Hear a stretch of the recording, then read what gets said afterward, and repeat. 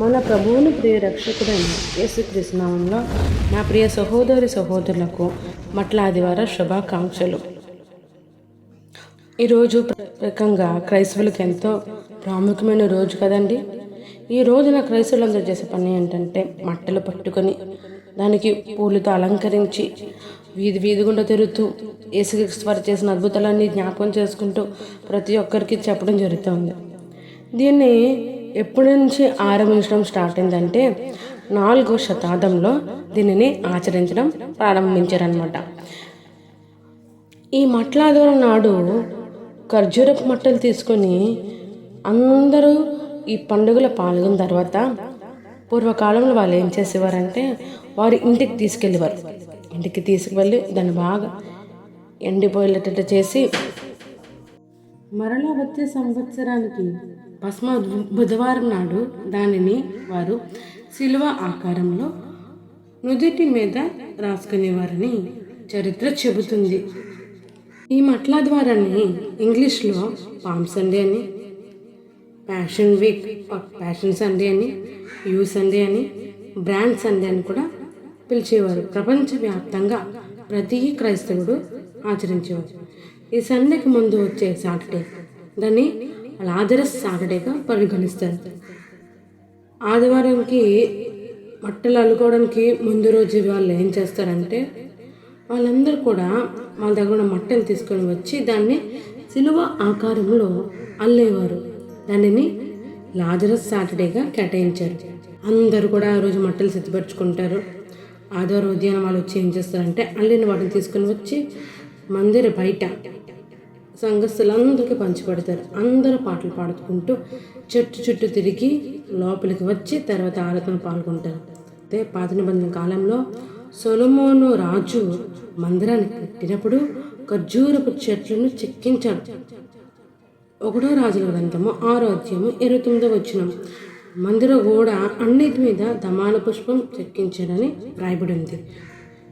తమాల పుష్పంకి మరో పేరే ఖర్జూర వృక్షం. ఈ తమాల వృక్షం అనేవి ఖర్జూర జాతికి చెందినవి. కొన్ని దేశాల్లో పామ్ సండే ఎలా జరుపుకునేవారంటే రష్యా దేశంలో చూసుకున్నట్లయితే 200 సంవత్సరాల క్రితం వాళ్ళు ఏ విధంగా జరించుకున్నారంటే వాళ్ళు గాడిదని తీసుకుని ఊరేగిస్తూ సువార్త ప్రకటించేవారు. ఇండియాలో అయితే వాక్యం చదివేటప్పుడు పూలు జల్లుతారు. అది వాళ్ళు ఏ సందర్భం చదువుతారంటే యేసుక్రీస్తు వారు యెరూషలేముకి ప్రయాణం చేసినప్పుడు చివరిసారి ఆ ఒక్క వచనం చదువుకొని వాళ్ళు ధ్యానం చేస్తూ వారు పూలు చల్లుతూ ఉండేవారు. పాకిస్తాన్లో అయితే దావీదు రాసిన 24 కీర్తన పాడుతూ సెలబ్రేట్ చేసుకునేవారు. ఇది యేసుక్రీస్తు వారు యెరూషలేముకి చేసిన చివరి ప్రయాణం. మట్ల ద్వారాన్ని మనం ఏ కారణం బట్టి జరుపుకోవాలి? మనం యేసుక్రీస్తు వారు ఎన్నోసార్లు యెరూషలేముకి వెళ్ళారు, కాలినడకన వెళ్ళారు. కానీ ఈరోజు ప్రత్యేకంగా ఎందుకు వెళ్ళారు యేసుక్రీస్తు వారు అన్నప్పుడు మనం ఆలోచించినట్లయితే యేసుక్రీస్తు వారు గాడి మీద వెళ్తారని జకర్యా ప్రవక్త ద్వారా చెప్పబడింది.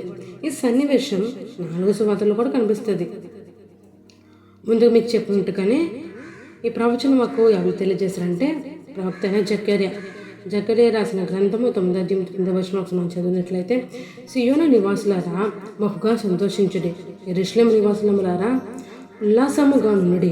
నీ రాజు నీతిపరుడును రక్షణ గలవాడును దీనుడనై గాడిద పిల్లను ఎక్కెను. దేవుడు ఇశ్రాయేలు నివాసులు అంటే యెరూషలేము నివాసులకు ముందుగానిచ్చిన వాగ్దానం, ఆ వాగ్దానం నెరవేరింది. రాజు వస్తాడని, ఆ రాజు నీతిమంతుడుగా ఉంటాడని, యెరూషలేము నివాసులకు రక్షణ కలిగించడానికి వస్తున్నాడని ఈ వచనంలో చెప్పబడింది. అయితే యేసుక్రీస్తు వారు రాజు కదా, రాజు అనేవారు గుర్రం మీద వస్తారు. కానీ గాడిద మీద ఎందుకు వచ్చారంటే ఒకసారి మనం గాడిద దేనికి సూచన అనేది మనం జ్ఞాపకం చేసుకున్నట్లయితే గాడిద అనేది సాత్వికానికి సాదృశ్యం. ఈ రాజులో మనకు సాత్వికం కనిపిస్తుంది. రాజు అనేవాడు గుర్రం మీద రావాలి, కానీ ఈ రాజు దేని మీద వచ్చాడంటే గాడిద మీద వచ్చారు. ఎందుకంటే ఆయనలోని సమాధానం, సాత్వికం, ప్రేమ, సంతోషం అన్నీ ఉన్నాయి కాబట్టి ఆ సాదృశ్యపూర్వకంగా ఆయన గాడిద మీద రావడం జరిగింది. ఖర్జూర వృక్షం దేనికి సాదృశ్యమని మనం ఆలోచిస్తున్నట్లయితే మొట్టమొదటిగా జయానికి, పండుగకు, సంతోషానికి సాదృశ్యంగా కనిపిస్తూ ఉంది. యోహాను రాసిన సువార్త 12వ అధ్యాయం 13వ వచనంలో ఈ విధంగా రాయబడి ఉంది. మట్టెలు పట్టుకుని ఆయనను ఎదుర్కొని పోయి జయము, ప్రభు పేరిట వచ్చిన ఇశ్రాయేలు రాజు స్తుతింపబడును కాకని కేకలు వేశారు. పూర్వ దినాలలో ఖర్జూరపు మట్టలు ఎవరు పరిచేవారంటే రాజులకు, ప్రముఖులకు వారిని తమ ఇంటికి ఆహ్వానించడానికి ఈ మట్టలు పరిచేవారు. యెరూషలేము నివాసులు యేసుని సంతోషంతో రాజుగా స్వీకరించారు, ఆనందించారు. ప్రభువుని సంబోధిస్తూ ఇశ్రాయేలు రాజు అంటూ స్తుతించారు. ఇంకా వచనం మనం చదివినట్లయితే లేవియాకాండము 23వ అధ్యాయం 4వ వచనం. మొదటి దినమున మీరు దంబ పండ్లను, ఈత మట్టలను, గొంజి చెట్ల కొమ్మలను, కాలువల యొద్ద నుండి నిరవంజి చెట్లను పట్టుకుని 7 దినాలు మీ దేవుడైన యెహోవా సన్నిధిని ఉత్సాహించవలను. లాస్ట్ వచనం చదివినట్లయితే యెహోవా సన్నిధిని ఉత్సాహించవలను అని రాయబడింది. అంటే వాళ్ళ పండుగ చేసేటప్పుడు ఈ ఈత మట్టలు తీసుకొని చేస్తూ ఉండేవారు. మన ప్రభు రాజు, ఇశ్రాయేల్ రాజు విజయశీలుడు, విజయం సాధించినవాడు. మన ప్రభు, మన రాజు మనకు విజయాన్ని అందించినవాడు.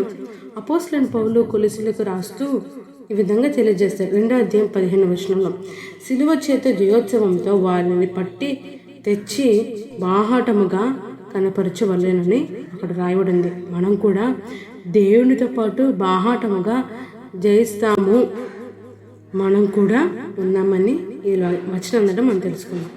రెండవదిగా సౌందర్యమునకు సూచనగా కనబడుతుంది. ఎరుకో పట్టణం అంతా కూడా ఖర్జూరపు చెట్లతో నిండి ఉంటుంది. దానికి పట్టుబడిన పేరు ఏంటంటే సిటీ ఆఫ్ పామ్స్ అని అంటారు. అది చూడడానికి చాలా అందంగా కనబడుతుంది. ఎరుకో పట్టణం అనేది చాలా అందంగా కనబడుతుందని బైబిల్లో రాయబడింది. న్యాయాధిపతుల గ్రంథము 1వ అధ్యాయం 16వ వచనంలో మనం చూసినట్లయితే ఈ ఎరుకో పట్టణం ఖర్జూరపు మట్టలతో నిండి ఉందని రాయబడింది. హెబ్రీలో ఈ చెట్టుని తామరు అని అంటారు. దానికి అర్థం సౌందర్యం అని. మన ప్రభువు, మన ఇశ్రాయేలు రాజు అతి సౌందర్యవంతుడు, అతి సుందరుడు. విశ్వాసులను మనలో ఉండవలసింది ఆత్మీయమైన సౌందర్యం. ఈ లోక సౌందర్యం మోసకరం. మూడవదిగా దేనికి సూచనగా కనబడుతుందంటే నీతికి సూచనగా కనిపిస్తుంది. ఈ చెట్టు నీతికి సాదృశ్యం. బైబిల్లో యోధ అనే వ్యక్తి తన కోడలకు ఇచ్చిన బిరుదు ఏంటంటే ఈమె నిజంగా నీతిమంతురాలని చెప్పారు. ఆదికాండం 38వ అధ్యాయం 26వ వచనంలో ఈ విధంగా రాయబడింది. ఈమె కంటే నీతిమంతురాలని చెప్పాను. జకర్యా గ్రంథము 9వ అధ్యాయము 9వ వచనంలో నీ రాజు నీతిపరుడు, రక్షణ గలవాడు, దీనుడనే గాడిదను గాడిద పిల్లను ఎక్కి నీ ఎదుకు వచ్చుచున్నాడు. ఈ రాజులో ఉన్న క్వాలిటీ ఏంటంటే నీతి. అతనిలో నీతి ఉంది. ఏ యొక్క అవినీతి కూడా అతనిలో కనబడలేదు. ఆయన సత్యవంతుడు. విశ్వాసమైన మనం కూడా దేవునికి ఇష్టలుగా ఉండాలి, నీతిగా జీవించాలి, దేవుని దృష్టిలో మనం యథార్థంగా మనం జీవించాలి. నాలుగవది ఏంటంటే దేవుని చేత ఆశీర్వదించబడినది. భక్తుడైన దావీదు కీర్తనలు విధంగా రాసుకుంటూ వస్తుంది కదండి. 92వ అధ్యాయం 12వ వచనంలో నీతిమంతులు ఖర్జూర వృక్షం వల్ల మొంగుతురు. ఎవరైతే యథార్థంగా ఉంటారో దేవుని దృష్టిలో, అలాగే మనిషి దృష్టిలో వారు ఈ వృక్షంలాగా ఎదుగుతారు. ఇతరులకు ఆశీర్వాదకరంగా ఉంటారు, వారు ఆశీర్వదింపబడతారు. యెహెజ్కేలు గ్రంథము 40వ అధ్యాయం 16వ వచనంలో ఈ విధంగా రాయబడింది. ప్రతి స్తంభం మీదను ఖర్జూరపు చెట్టు రూపించబడెను. దేవాలయంలో ఖర్జూరపు మట్ట చెక్కించారు. అంటే ఈ చెట్టు దేవుని ఆలయంలో ఆశీర్వదింపబడింది. ఐదవదిగా దీర్ఘకాలం ఉంటుంది. ఈ చెట్టు దీర్ఘకాలానికి సూచన. అంటే దేవుని యొక్క కాపుదల మనకు దీర్ఘకాలం ఉంటుందని తెలియజేయబడుతుంది. దావీదు రాసిన కీర్తన 92వ అధ్యాయం 12వ వచనంలో ఈ విధంగా రాయబడింది. లెబానోను మీది దేవదారు వృక్షం వల్ల వారు ఎదుగుతారని. ఉదాహరణకి మనం మోషన్ చూసినట్లయితే అతని యొక్క దృష్టి మందం కాలేదు. అతను 120 సంవత్సరాలు బ్రతికాడు. బలం తగలేదు, దీర్ఘకాలం జీవించాడు. ఈ చెట్టులోని లక్షణం ఏంటంటే దాని కాండం చాలా గట్టిగా ఉంటుంది, ఎటువంటి శ్రమలైనా తట్టుకోగలదు. ఎన్ని తుఫాన్లు వచ్చినా సరే అది మాత్రం పడిపోదు. ఒక క్రైస్తవుడు ఆధ్యాత్మికంగా ఎదగాలి అంటే ఎటువంటి శ్రమలు వచ్చినా క్రీస్తు వైపునే చూడాలి. క్రీస్తు వైపు చూస్తూ ఆ శ్రమలు నోచుకుంటూ ఉండాలి, వాటిని భరించాలి, సహనం కలిగి ఉండాలి. అప్పుడు క్రైస్తవుడు బలంగా ఉంటాడు, ఆత్మీయంగా ఎదగలుగుతాడు. ఆరాధగా ప్రభు యొక్క పరిచర్యలో వాడబడ్డాయి. ఈ మాట మనకు అనగా విశ్వాసులకి దేవునికి సాదృశ్యంగా ఉందని తెలియజేయబడుతుంది. విశ్వాసులు పరిచర్యలో వాడబడాలి. మార్కు రాసిన సువార్త 17:8 అనేకులు తమ బట్టలను దాని పొడుగును పరిచే, కొందరు తమ పొలంలో నరికి కొమ్ములను పరిచి ప్రభునకు ఎండవేడి తగలకుండా ఈ కొమ్ములను వాడారు. ఆనాటి ప్రజలు తమ బట్టలను పరిచి యేసుక్రీస్తుని యెరూషలేముకి రావడానికి యూజ్ చేశారు. ఆ విధంగా వారు తమ హృదయాన్ని సమర్పించి స్తుతించారు. ఈరోజు మనం ఏం చేయాలంటే సజీవ యాగంగా మన శరీరాన్ని సమర్పించుకోవాలి. మనం పరిచర్యలో వాడబడేటటువంటి పరిస్థితి మనం ఏర్పాటు చేయాలి. చాలామంది ఈ రోజున మట్టలు తెచ్చి ఇంట్లో పెట్టుకుని అలంకరించుకొని పువ్వులతో ఆలయానికి తెచ్చి పెడతారు. కానీ నిజంగా మట్టలు తెచ్చి ఆరాధించాల్సిన పనే లేదు. ఆ మట్టలు దేనికి సాదృశ్యమో ఆ లక్షణాలు మనం ధరించుకొని ఆలయానికి వెళ్ళాలి. ఈ వృక్షం ఎంత ఉన్నతంగా పెరుగుతుందో అంత ఉన్నతమైన స్థితి మనం కలిగి ఉండాలని దేవుడు కోరుకుంటున్నాడు. దేవుని యొక్క మహా ఉన్నతమైన కృప కాపుదల మనకు తోడై ఉండును గాక. ఆమేన్.